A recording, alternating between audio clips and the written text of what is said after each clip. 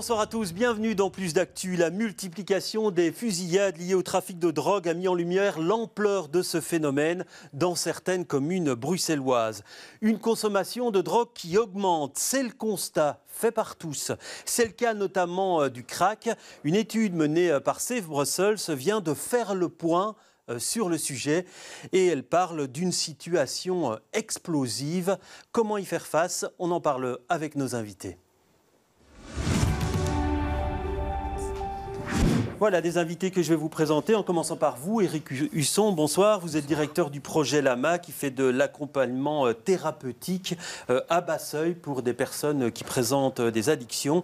Et puis j'ai le plaisir d'accueillir Aline Distex. Bonsoir. Bonsoir. Vous êtes analyste à Save Brussels. Save Brussels, c'est l'organe qui coordonne la sécurité ici en région bruxelloise. Première question pour vous, Éric Husson, l'homme de terrain. On parle d'une situation explosive à propos de la consommation de crack. Vous confirmez? Oui, donc je confirme. Donc on observe depuis 5 années environ à Bruxelles une véritable augmentation du phénomène, une diminution de la consommation d'héroïne, une augmentation énorme de la demande liée à la consommation de crack et une visibilité très forte de la consommation dans la ville. Oui, tout à fait. Et donc on rappelle, le crack c'est de la cocaïne à laquelle on ajoute d'autres produits. Alors pourquoi cette consommation? Est-ce que c'est lié à la vulnérabilité de la population, au coût de cette drogue qui est peu élevé? Alors c'est un produit qui est très addictif, qui est très disponible, qui ne coûte pas cher. Et en effet, on observe un parallèle entre l'augmentation de la précarité à Bruxelles et l'émergence de cette consommation dans la région. Oui, alors cette étude, Aline Distex, elle fait le point donc, sur le phénomène. Est-ce que vous-même, vous avez été surpris par les résultats de l'étude qui montrent une augmentation constante? Alors surpris, oui et non, parce que le point de départ de notre étude, c'était justement le constat qui était déjà fait par les acteurs associatifs, mais aussi au niveau de différentes analyses, par exemple au niveau de la composition des eaux usées, où on décèle ces dernières années de plus en plus de résidus de cocaïne et aussi spécifiquement de crack. Donc il y avait des indices qui allaient dans le sens d'une augmentation de la consommation du crack, et c'est pour cette raison qu'on a fait cette enquête, puisqu'il n'y avait pas encore eu d'analyse approfondie ni de collecte de données systématiques sur le phénomène, mais c'est vrai que les conclusions qu'on a pu obtenir ont peut-être la dureté de la réalité des personnes qui consomment le crack est peut-être au-delà de ce qu'on aurait pu imaginer. Effectivement, il y a vraiment des constats d'une vulnérabilité sociale extrêmes qui ressortent de cette analyse. Oui, alors vous faites un portrait dans cette étude de la personne qui consomme du crack. Vous dites que c'est des hommes à 84%, 44 ans en moyenne et qui viennent d'un milieu socio-économique défavorisé. On est vraiment face à une partie de la population en grande vulnérabilité, vous l'avez dit. Oui, alors il y a quand même des profils un petit peu diversifiés, mais c'est vrai que c'est une majorité d'hommes et que le point commun, effectivement, c'est la précarité. On n'a aucune des personnes avec qui on a pu s'entretenir, puisque nos chercheurs ont pu s'entretenir directement avec des personnes qui consomment du crack en région bruxelloise. Aucune des personnes interrogées n'avait d'emploi au moment des entretiens. La quasi-totalité avait soit des revenus de remplacement, soit pas du tout de revenus officiels. C'est vraiment des conditions sociales très difficiles. Aussi sur le plan du logement, il y a à peine un tiers des personnes qui consomment du crack qu'on a rencontrées qui disposent d'un logement propre et plus de la moitié d'entre elles ont dormi dans la rue dans le mois qui a précédé l'entretien qu'on a eu avec elles. Donc, ouais. Alors ça situe à la difficulté de la prise en charge. Un mot encore sur le profil du consommateur. On est loin, très loin de la consommation récréative, Éric Husson.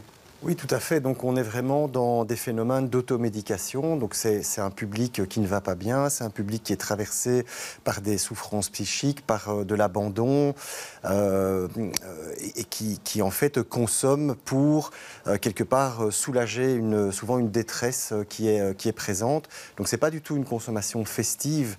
On parle aussi, et vous en parlez dans votre étude, d'une consommation intense à un certain moment, irrépressible presque. Oui, oui. Donc c'est un produit qui est très addictif et donc les consommateurs en fait quand ils fument le crack ont un sentiment d'euphorie qui disparaît assez vite et donc il y a un besoin irrépressible de retrouver du produit, ce qui fait en sorte que la vente aux alentours ne coûte pas cher parce qu'on doit pouvoir retrouver des moyens financiers facilement via un peu de mendicité ou un peu d'activité autour de la vente de produits. On parlait du prix, c'est vrai que pour quelques euros finalement, 2-3 euros, on peut se procurer une petite boulette de cocaïne qu'on mélange après et qu'on consomme immédiatement. Ça résulte des témoignages que vous avez recueillis pour votre étude. Oui, c'est effectivement une évolution qu'on décèle ces dernières années aussi. Donc la consommation de crack, elle est importante, elle est soutenue par des conditions sociales très précaires, comme on l'a dit, mais elle est aussi soutenue effectivement par la grande disponibilité de la cocaïne à des prix très peu élevés. Et ce qu'on note aussi, c'est que dernièrement, il est possible d'acheter de la cocaïne en très petite quantité, ce qui n'était pas forcément le cas par le passé. Et on voit vraiment qu'il y a des réseaux criminels liés aux drogues qui se spécialisent vers les publics vulnérables en proposant de la cocaïne en toute petite quantité, ce qui fait que, comme vous le dites, on a plusieurs témoignages de personnes qui nous disent que voilà, pour 5 euros, certaines disent même avec 2 euros, il y a moyen encore de trouver un flash, donc une dose de crack qui va être consommée. Donc c'est très accessible. Ce n'est pas pour autant que ça ne revient pas cher aux personnes au final, puisque, comme on en a parlé, c'est vraiment un besoin compulsif de consommer de manière répétée. Et donc il y a des personnes qui indiquent à dépenser parfois plus de 1 000 euros. On a eu plusieurs témoignages en ce sens pour un seul épisode de consommation. Et donc, c'est des personnes qui vont consommer, expérimenter cette grande euphorie très brève, expérimenter du coup la descente, le crash derrière, et reconsommer non-stop, parfois pendant des journées, sans manger, sans dormir. Et en fait, elles consomment. Et si elles ont 1 000 euros, elles dépensent 1 000 euros jusqu'à s'effondrer physiquement ou avoir épuisé toutes leurs ressources financières. Oui, alors Éric Husson, ce que montre aussi l'étude, et vous, j'imagine que vous le constatez au jour le jour, c'est la facilité finalement avec laquelle on se fournit. Alors on a vu dans l'actu tous les hotspots, etc. Mais là, c'est confirmé en fait par l'étude. Oui, tout à fait. Donc il y a le trafic de drogue a évolué, la vente en rue a évolué. Il y a ce qu'on appelle une uberisation aussi de la vente. Donc on peut acheter sur WhatsApp, sur Instagram. Il y a des points de vente qui sont connus. Et souvent, ces points de vente exploitent aussi la vulnérabilité, la fragilité des personnes. Et ce qu'on constate, c'est qu'autour des hotspots, c'est souvent là que les consommateurs les plus précaires se trouvent. Ils sont présents dans l'espace public, ils sont présents dans les stations de métro. Les hotspots, ça va être Port de Halle, Ribeaucourt, Isère, Gare du Midi. Donc ce sont des lieux où il y a une consommation qui est installée, une consommation qui est visible et où il y a toute une activité économique autour de ces scènes de consommation. Où il y a une exploitation clairement de la misère des personnes qui est faite par les revendeurs. Oui, alors ça situe la difficulté de la prise en charge, on va y venir dans un instant, mais en septembre 2024, on avait réalisé un reportage sur cette prise en charge des consommateurs de crack et vous allez le voir, ce n'est pas simple au vu des événements récents. Voilà plus de 10 ans que cet homme trouve refuge dans cette association à 2 pas de la porte de Halle. Toxicomane, en décrochage social, administratif, médical, il sait qu'ici, il peut être aidé sans être jugé. Assistants sociaux, psychologues, la crise du crack en rue, ils l'ont vu venir bien avant qu'elle ne fasse les gros titres des médias. Il y a une visibilisation de la consommation de crack en rue due à l'augmentation exponentielle et rapide du nombre de personnes en rue et à une modification des méthodes de vente. On a commencé à vendre de manière un peu différente pour attirer les personnes dans la consommation. Donc ça est des phénomènes qui ont changé. Par contre, le crack, il était là depuis longtemps. Pour beaucoup de ces personnes, la consommation relève de l'automédication. Et donc, la situation ne nous étonne pas tellement parce qu'il y a une demande qui est de plus en plus grande. Depuis 2023, les opérations de police se sont multipliées autour de la gare du Midi. 443 actions spécifiques et 420 personnes arrêtées. Les acteurs sociaux ont suivi cette actualité sans trop y croire. Pour nous, n'importe quelle intervention musclée qui va faire que tout un ensemble de personnes va devoir bouger d'un endroit à l'autre, ça fait que nous, on n'arrive plus à trouver les gens. La plupart des gens n'ont pas de téléphone portable, donc ça veut dire que c'est tout simple, mais ça va nous prendre une semaine pour retrouver quelqu'un. Si la personne avait un rendez-vous médical, avait un rendez-vous pour rentrer en cure, avait un rendez-vous chez son assistante de justice, tout ça, on ne peut pas le faire. Voilà, donc ça situe la difficulté de la prise en charge. Alors, Il y a une demande de la population d'une réponse policière par rapport à ça, puisque finalement, vous le dites, la consommation est très visible. Il y a un sentiment d'insécurité. Et quand on voit dans votre étude, et on en parlera dans un instant, la difficulté aussi pour la police finalement d'intervenir, puisque arrêter, ça ne sert à rien. C'est très compliqué en fait, cette prise en charge. Oui, donc on voit bien que si on a un agenda uniquement du côté de la sécurité, ça ne fonctionne pas complètement. Donc l'étude recommande de travailler de manière intégrée. Ça veut dire qu'à côté d'un agenda sécurité, on doit avoir un agenda social et santé sur cette problématique pour pouvoir essayer de construire des réponses qui soient équilibrées, intégrées et qui permettent en fait des sorties de rue ou des sorties de consommation durable pour ces personnes. Parce qu'évidemment, l'action policière, elle va rassurer la population, elle va rassurer les personnes qui vivent dans les quartiers, mais elle va déplacer le phénomène. Et ces déplacements de phénomènes, parfois, entraînent aussi des pertes de contact entre les travailleurs mobiles et les personnes. Alors, on le sent parce que vous interrogez, il y a aussi des personnes, des policiers qui sont interrogés dans votre étude. On sent qu'eux-mêmes aussi cherchent une solution, puisqu'ils se rendent compte que la répression, elle a ses limites, en fait. Oui, effectivement, on perçoit tant du côté des consommateurs de crack qu'on a pu interroger que des policiers cette impression que les policiers se sentent dépassés et ne savent pas quoi faire non plus face à ces personnes qui consomment. On a des consommateurs de crack qui nous ont dit « la police, elle ne fait pas grand-chose ». Par le passé, certains d'entre eux disaient « on était contrôlés par la police ». Maintenant, elle sait qu'on est là et qu'on consomme et qu'on ne dérange pas beaucoup de monde. Et par conséquent, la police laisse faire. Donc ça, les consommateurs le perçoivent. Dans la majorité des cas, quand ils ont des contacts avec la police, en fait, il ne se passe rien du tout. Il y a quelques situations où la police va saisir soit le crack, soit le matériel de consommation. Et ça, c'est peut-être aussi un élément intéressant quand on parle de la nécessité d'approche coordonnée. Ça doit effectivement, pour gérer cette problématique du crack, il faut que tout le monde soit sur la même longueur d'onde. Et il faut éviter des contradictions dans les approches. Et par exemple, par rapport à ce matériel de consommation qui est distribué par des associations, qui est financé par des pouvoirs publics, on a des situations où ce matériel a pu être saisi par la police et détruit. Et donc ça, c'est aussi un exemple qui illustre la nécessité, comme M. Husson le disait, de coordonner véritablement tous les acteurs préventifs, qui font de la réduction des risques, qui font de l'accompagnement des personnes, mais aussi au niveau policier et judiciaire. Oui, alors pour les usagers, on a parlé de perception immédiate dans les réponses judiciaires, on parle aussi de poursuites. Pour vous, ce n'est pas du tout adapté aux consommateurs de crack, ça ? Mais disons que pas complètement, c'est-à-dire que la perception immédiate, si la personne n'a pas de moyens, elle sait pas payer son amende. Donc il y a une proportionnalité de la sanction qui n'est pas forcément la plus adéquate. Et donc on doit essayer de proposer des solutions qui sont alternatives et vraiment de se rassembler autour d'une orientation des politiques publiques qui doivent permettre aux personnes de sortir de la rue, d'être hébergées, de se mettre à distance des centres de consommation. Il y a toute une série, je dirais, de propositions qui sont sur la table aujourd'hui. Je prends l'exemple du master plan qui a été rédigé par Bruxelles ces dernières années. Il y a des solutions liées au relogement dans le master plan. Les administrations travaillent sur une stratégie crack. Donc Iriscare est en train de piloter la mise en place d'une deuxième salle de consommation. Vivalis accompagne le développement des mesures sociales santé du CORES. Donc il y a plusieurs choses qui sont engagées aujourd'hui qui doivent nous permettre... Mais les salles de consommation, elles font polémique, elles posent question à pas mal de gens, disant à quoi ça sert de leur donner du matériel pour qu'ils se droguent.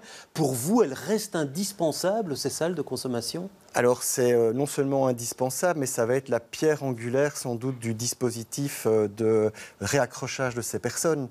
Donc ce sont des dispositifs qui ont fait leurs preuves, qui existent depuis plus de 40 ans dans énormément de pays en Europe. Donc on en a chez nos voisins.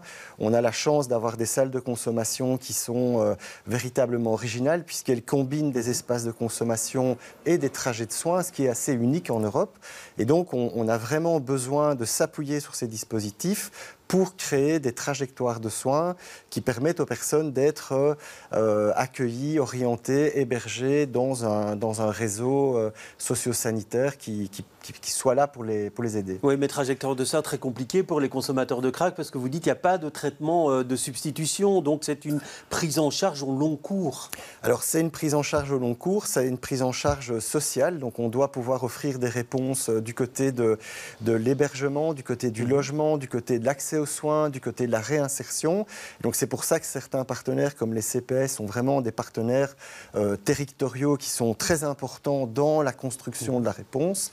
Et on doit pouvoir aujourd'hui arriver à Bruxelles dans une temporalité où on doit construire des solutions. Et c'est pour ça qu'il faut que les politiques atterrissent sur une majorité qui va permettre Donc la mise en place d'un gouvernement est indispensable si on veut prendre en charge efficacement cette dépendance. Il va falloir s'emparer de la question, ça doit être une priorité de l'agenda politique et on doit faire en sorte que les équipes qui travaillent aujourd'hui, qui sont insécurisées par la situation des 12e provisoires, soient maintenues.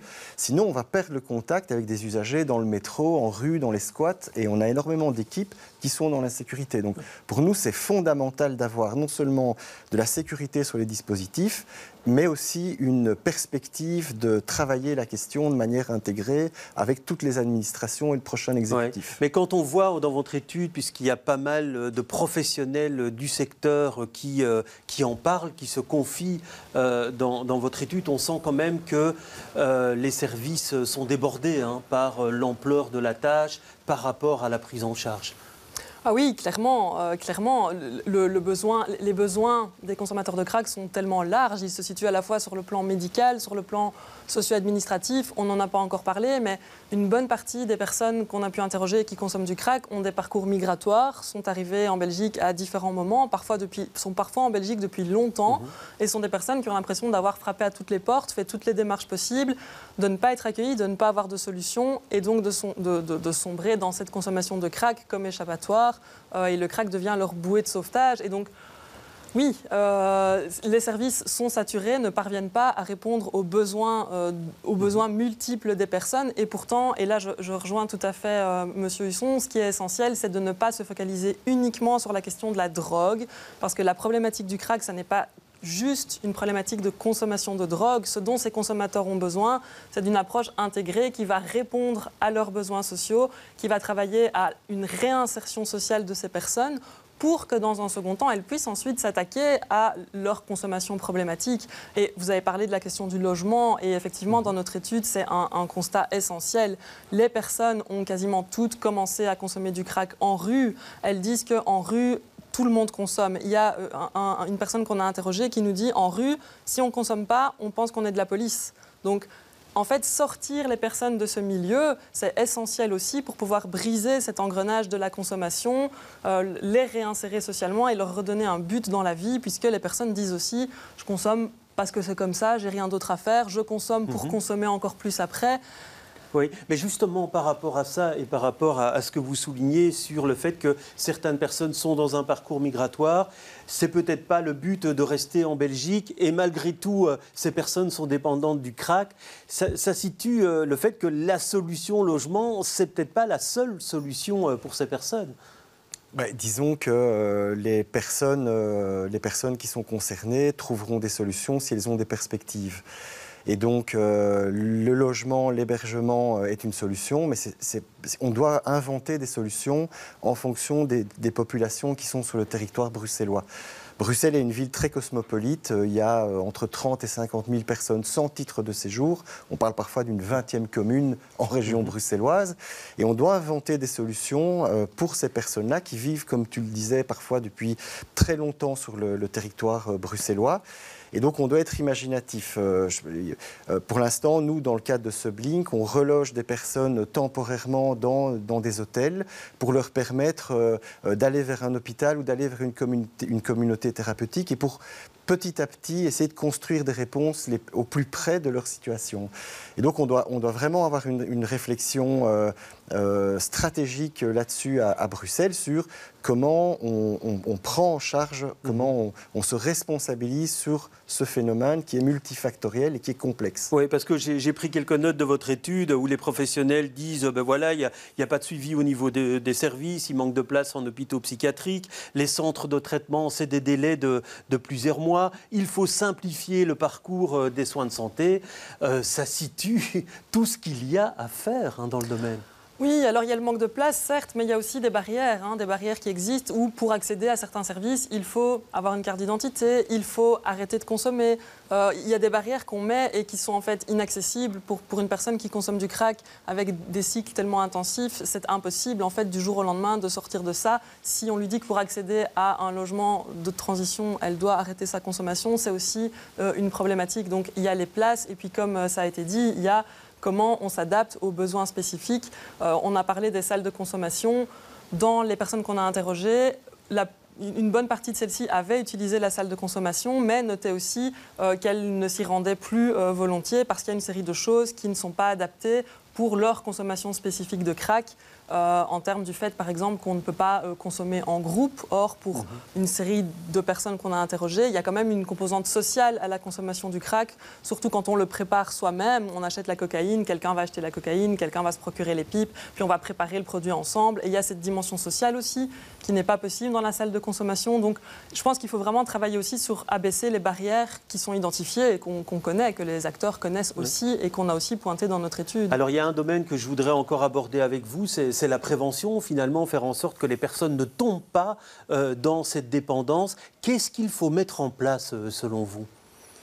Alors, c'est un sujet qui est très vaste, très large. Donc, la meilleure prévention, c'est d'avoir finalement un accès aux déterminants sociaux de la santé. Donc, ce sont des éléments qu'on construit tout au long de la vie. Et donc, il faut adapter des stratégies de prévention pour la population générale, pour les populations les plus fragiles. Et donc, il y a toute une réflexion. Mais on sent, par exemple, en Wallonie que le gouvernement régional wallon s'est penché sur la question de la prévention, de la promotion de la santé. Là aussi, il y a un enjeu bruxellois, il y a un agenda bruxellois à Mais très concrètement, c'est quoi ? C'est des campagnes de promotion, c'est aller dans les écoles, c'est faire un ciblage de la population à sensibiliser ? Alors moi, je pense que c'est à la fois travailler sur les populations et sur le ciblage en particulier, mais c'est aussi, comme tu le disais, de travailler sur les acteurs. Et donc, on doit aussi pouvoir fluidifier la prise en charge des consommateurs de drogue dans une première ligne plus élargie. Il faut que tout le monde puisse se responsabiliser sur la prise en charge des personnes. Et donc, sans doute que on doit aussi évoluer dans la manière d'accueillir ces groupes de personnes et cette population. Oui, parce que vous le dites, on le voit dans votre étude, vous dites on y va, certains disent on y va d'abord par curiosité pour voir comment c'est, tellement on nous dit que l'effet est saisissant, et puis après on tombe dedans, donc la prévention, elle a toute sa place, évidemment, dans le processus. Oui, on a dans notre étude une série de recommandations aussi en termes de prévention, mais voilà, c'est sûr que la prévention, c'est à différents niveaux. Il y a de la prévention primaire, très générale, et puis il y a... on connaît le groupe cible des personnes susceptibles de tomber dans la consommation de crack. La difficulté, c'est que ce n'est pas forcément le public le plus facile à atteindre. C'était aussi une limite méthodologique dans notre étude. On a pu sous-évaluer la part de personnes avec un parcours migratoire ou de personnes arrivées très récemment en Belgique qui peut-être ne connaissent pas du tout aucune des langues du pays. Donc nous, on a travaillé en français, néerlandais, anglais, donc on a pu toucher des personnes qui sont là depuis un certain temps. La question de la langue est une complexité. Il faut vraiment travailler en multilingue si on veut développer des campagnes de prévention, cibler aussi des personnes plus jeunes et des femmes, parce qu'on n'en a pas parlé, mais c'est aussi un constat qu'il y a de plus en plus de femmes, malgré tout, dans les personnes qui consomment du crack. On n'a pas que des hommes relativement âgés et expérimentés en matière de consommation de drogue, qui consommaient de l'héroïne et puis qui sont passés au crack. On a aussi différents types de profils, donc il faut vraiment s'adapter à tous ces profils. Ben voilà, merci en tout cas d'avoir partagé les résultats de votre étude et votre expérience sur le plateau. Plus d'actu, c'est terminé pour ce soir. Demain, vous retrouverez un plus d'actu politique présenté par Fabrice Grosfilet. Très bonne soirée à tous.